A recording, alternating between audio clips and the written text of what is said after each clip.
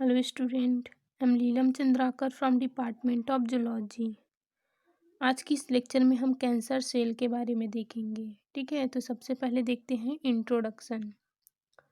हमारी पूरी बॉडी जो है वो सेल से बनी है। हमारी बॉडी में मिलियंस ऑफ सेल हैं। यदि हमारा कोई सेल है और वे सेल अनकंट्रोल रूप से डिवाइड करने लगे तो उसे कैंसर कहते हैं। ठीक है, इनमें से कुछ सेल के अंदर चेंजेस आ जाते हैं, कोई म्यूटेशन करके, म्यूटेशन मतलब कि डीएनए में चेंजेस आ जाते हैं जिससे वो कैंसर सेल में कन्वर्ट हो जाते हैं। तो हमारी बॉडी के नॉर्मल सेल ही कुछ चेंजेस होने की वजह से, कोई म्यूटेशन होने की वजह से कैंसर सेल में कन्वर्ट हो जाते हैं और अनकंट्रोल डिवीजन करता है। बट हर डिवीजन ऑफ सेल, अगर मान लो एक सेल अनकंट्रोल रूप से डिवाइड होकर के एक ट्यूमर बना रहा है तो इस ट्यूमर को कैंसर कहते हैं। लेकिन सभी ट्यूमर जो है वो कैंसर नहीं होता है। तो इसी बेस पे ट्यूमर टू टाइप के होती हैं। फर्स्ट होता है बेनाइन या फिर इसी को नॉन मैलिग्नेंट ट्यूमर कहा जाता है, और सेकेंड होता है मैलिग्नेंट ट्यूमर। तो इसमें फर्स्ट हम देखते हैं बेनाइन ट्यूमर को। तो जो बेनाइन ट्यूमर है वे जहाँ पे बन जाए वो वहीं पे पड़ा रहता है, ये कहीं आगे फैलता नहीं है। ठीक है, मान लो कोई सेल है और वो सेल अनकंट्रोल ग्रो कर रहा है। ठीक है, ये अनकंट्रोल रूप से डिवाइड होकर के एक ट्यूमर बना दिया। मान लो ये ट्यूमर है, तो ये जहाँ पे बना है वे वहीं पे पड़ा रहता है, ये आगे फैलता नहीं है। जैसे कि मोल हो गया, जो मस्सा होता है वो एक बिनाइन ट्यूमर है, ये कहीं भी आगे फैलता नहीं है। जहाँ पे ये बन गया ये वहीं पे पड़ा रहता है। ठीक है, उसके बाद सेकेंड है मैलिग्नेंट ट्यूमर। तो जो मैलिग्नेंट ट्यूमर है वो डेंजरस होता है। मैलिग्नेंट ट्यूमर क्या करते हैं, जि वो जहाँ पे बन गए, मतलब कि मान लो कोई सेल है जो कि अनकंट्रोल रूप से ग्रो कर रहा है, डिवाइड हो रहा है, और वो डिवाइड होकर के एक ट्यूमर बना दिया। ठीक है, लेकिन ये क्या करेगा, ये जो ट्यूमर बना है इनकी जो सेल है वो टूट टूट करके दूसरे साइड पे जाती हैं।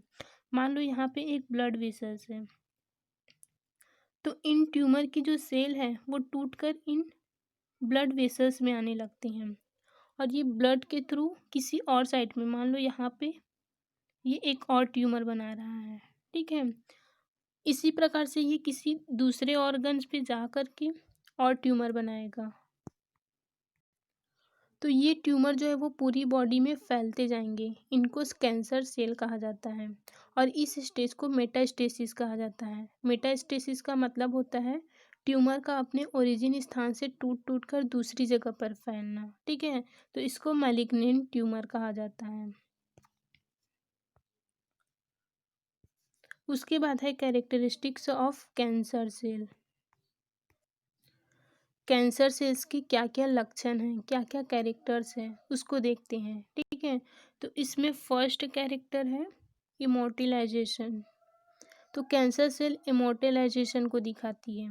जो नॉर्मल सेल होता है, नॉर्मल सेल जो है वो कल्चर मीडियम में कुछ पीढ़ी के बाद मर जाते हैं, बट जो कैंसर सेल होता है वो डिवाइड होते रहता है, वो कभी मरता नहीं है। ठीक है, और डिवाइड हो करके फिर दूसरे ऑर्गन पे, दूसरे साइड पे जा कर के ट्यूमर ट्यूमर कॉज करता है। ठीक है, उसके बाद सेकेंड है लॉस ऑफ कॉन्टेक्ट इनहिबिशन। तो कॉन्टेक्ट इनहिबिशन का क्या मतलब है,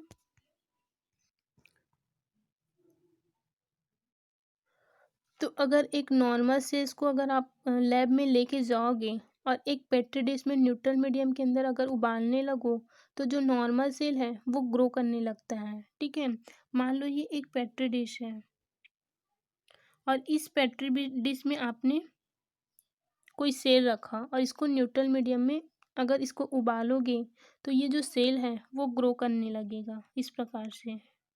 ठीक है, लेकिन ये सेल जब एक दूसरे के पास पहुंचते हैं, एक दूसरे को टच करते हैं, तो ये ग्रो करना बंद कर देते हैं। तो जैसे ही ये सेल इसकी जो प्लाज्मा मेम्ब्रेन है, जैसे ही ये एक दूसरे को टच किया इसने ग्रो करना बंद कर दिया। ये नॉर्मल ह्यूमन सेल की प्रॉपर्टीज हैं। इस सेल को कॉन्टेक्ट इनहिबिशन कहते हैं। ठीक है, लेकिन जो कैंसर सेल है कैंसर सेल में कॉन्टेक्ट इनहिबिशन ख़त्म हो जाता है, यानी कैंसर सेल को आप लैब में लेके जाओगे ग्रो करने के लिए, तो कैंसर सेल इस प्रकार से ये ग्रो करेगा। ठीक है, तो जहाँ पे ये एक दूसरे को टच करेंगे तो ये ग्रो करना बंद नहीं करेंगे, ये यहाँ पे ऊपर ऊपर से इस प्रकार से ग्रो करना स्टार्ट कर देता है, डिवाइड होना शुरू कर देता है। ठीक है, तो इनके अंदर कॉन्टेक्ट इनहिबिशन की प्रॉपर्टी ख़त्म हो जाती है, तो ये डिवाइड होते रहता है और मास ऑफ सेल बना देता है। इन मास ऑफ सेल को ट्यूमर कहा जाता है। ठीक है, तो जो कैंसर सेल होता है उसमें कॉन्टेक्ट इनहिबिशन नहीं होता है। ठीक है,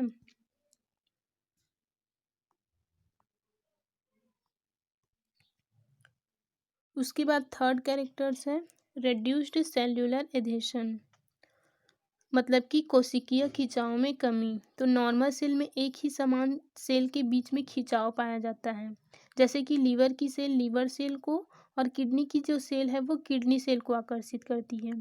अगर पैंक्रियाटिक और लीवर सेल को एक साथ रखा जाए तो लीवर सेल मिलकर के लीवर टिश्यू और पैंक्रियाटिक सेल मिलकर के पैंक्रियाटिक टिश्यू बनाती है। ठीक है,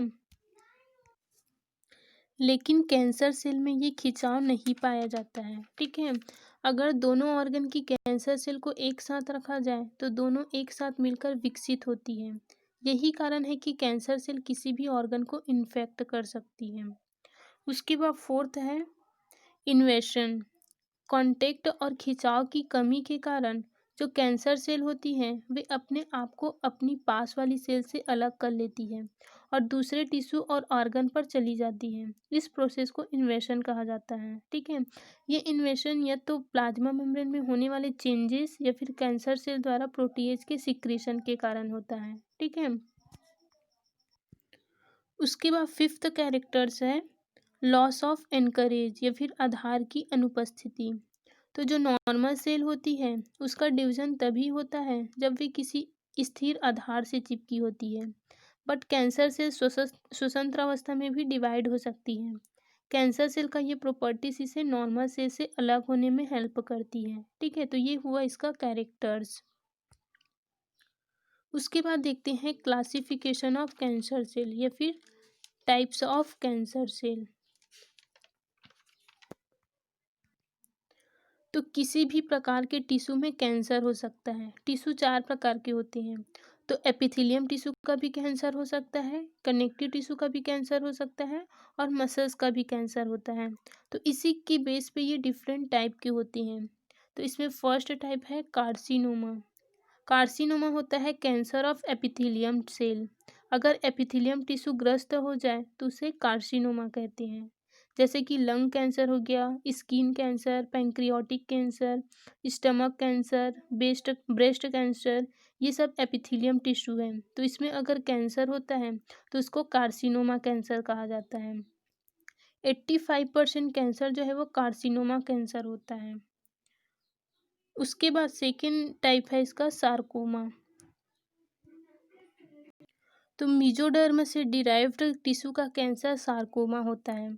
तो जैसे बोन कैंसर है तो बोन कैंसर जो है वो सार्कोमा कैंसर होता है। इसी प्रकार से मसल्स कैंसर हो गया, कार्टिलेज कैंसर हो गया, ये सब सार्कोमा के अंतर्गत आता है। उसके बाद थर्ड है लिम्फोमा। तो ह्यूमन में पाए जाने वाले सभी प्रकार के कैंसरों में लगभग 5% कैंसर लिम्फोमा कैटेगरी के हैं।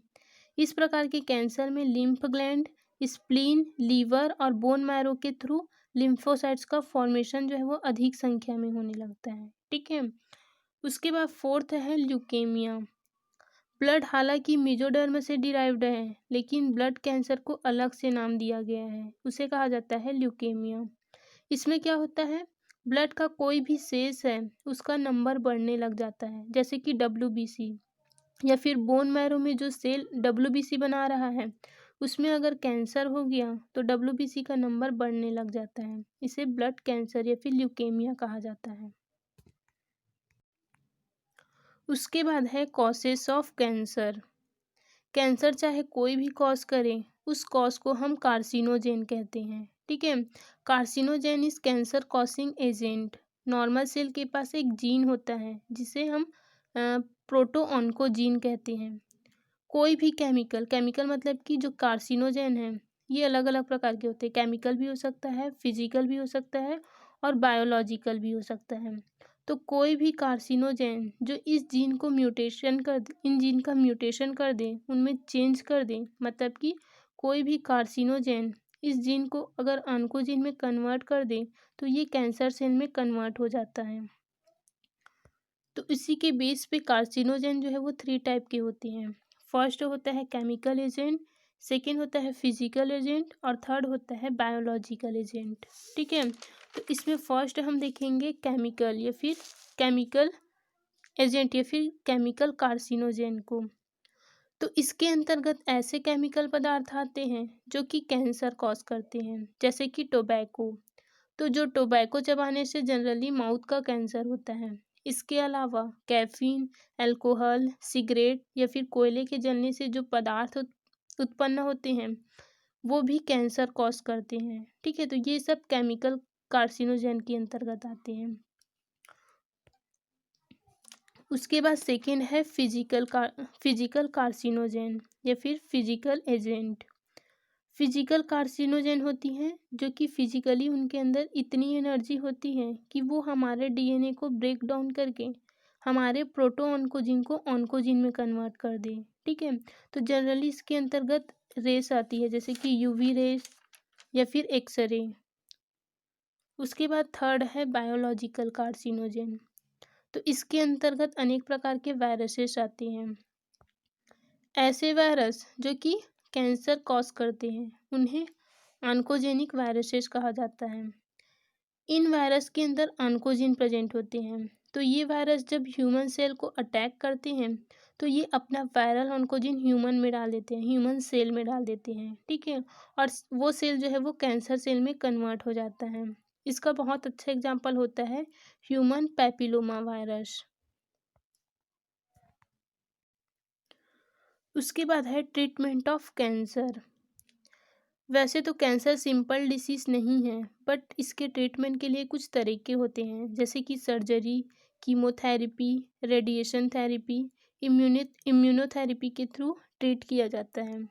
तो इसमें फर्स्ट हम देखते हैं सर्जरी।